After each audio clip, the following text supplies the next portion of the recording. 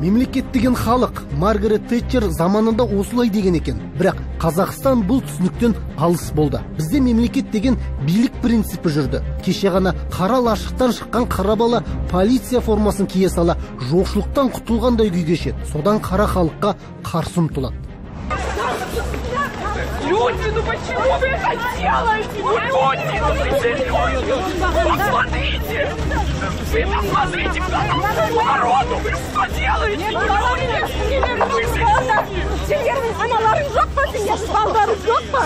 Полиция бұйрықтан жоғары түсінік заң барын қаперден шығарады. Бұйрық солай деп ананы да, баланы да сүйрей жөнеледі. Бұл сауатсыздықтың белгісі. Заңға білік жетпеген соң күшке салады. Содан болар тәртіп сақшысы атанғанға халық жауға қарайтын болды. Мұндайда милиция біткен мент атанған кеңестік кезеңдегі психологиядан айырылмағанымыз да әсер етсе керек.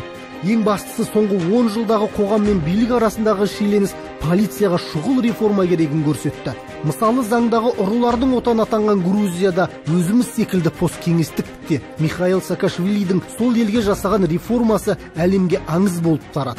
Ұрылар да безіп кетті. Полицияда сыпайы болып шыға келді. Ұсталған адамды әйнек ортасында отырып көрсете тергейтін. Көшеде көлік тоқтатса күліп тұрып қызмет ететін. Сыпайы полиция қызметкерлеріне халықтың 88% сенеді екен. Ішкі істер саласы мен халқының ауыз бірлігі күшті елде жемқорлық та жедел кеміген.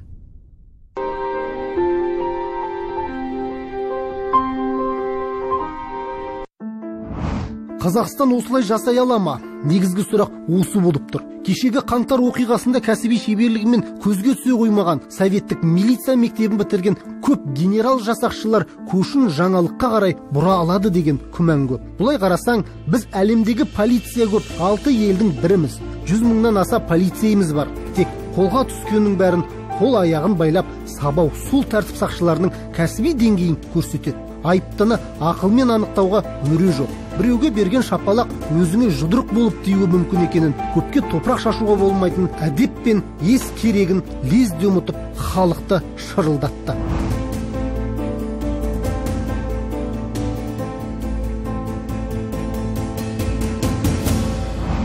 Әскер мәселесі де қожырып тұр. Президент жастардың әскерге деген құлшынысын ояту керек. Әр азамат өз отанын қорғауға дайын болу керек дейді.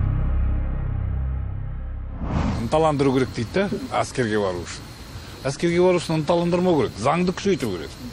Министрдің баласы, әкімнің баласы әскерге бармайды, ақшасы бар адамның. Ол жерде заң болу керек. Кімнің баласы болсаң да, атаки бару керек. Ол сол кезде әнеугінгі жағдайда біздің силовой структурамыз мықты болады. Совет өкіметінің әскері сияқты біздің силовой структура аннан-мыннан шақырмайды, уже дайын болады. Өйткені қазір ақшасы бар адам бармайды әскерге. Әскерге бармағаннан бізде әнеугі силовой структура жетіспей қалды. Например, кейбір дамыған мемлекет туралдың бірінде мына Кореяда бүкіл әлемге танымал Сон деген футболист бар. Сол футболисттің өзі бәленбай $1 миллион жылына алып жатса да, бірақ мемлекеттің несі бойынша келген кезінде ол уже әскерден қаша алмады. Мемлекетінің міндетті түрде заң алдында жауап беру үшін ол әскерге кетті. Әскерге барды. Сол сияқты бізде де қандай деңгейде болсаң да әскерге бару керек деген бізде міндет болу керек. Әскер саны жағынан Қазақстан 166 елдің ішінде 70 орында. 75 мың сарбазымыз бар екен. ТМД елдер арасында Қырғызстан, Молдова, Тәжікстан мен Түркменстанның алдымыз. Сан жағынан мықты болғанымен сападан қалай екенбіз деген күмән бар. Жап-жас балалардың дайындығы көңіл көншітпейді. Мемлекет басшысы Мұрат Бектановты қорғаныс министрі лауазымынан босатып, бұл қызметке Руслан Жақсылықовты тағайындады. Жаңа министрге әскердің шұғыл әрекет ету қабілетін арттырып, әскери транспорттық авиацияның әлеуетін күшейту қажет екенінде тоқталды. Полиция мен армия қауіпсіздігімізге жауапты. Сол міндетін қаншалықты атқара алады? Ұлттық қауіпсіздік комитетінің Мәсімов бастаған 3 бірдей басшысы опасыз деген күдікпен қамауға алынуы біздің жағдай тым мүшкіл екенін байқатады.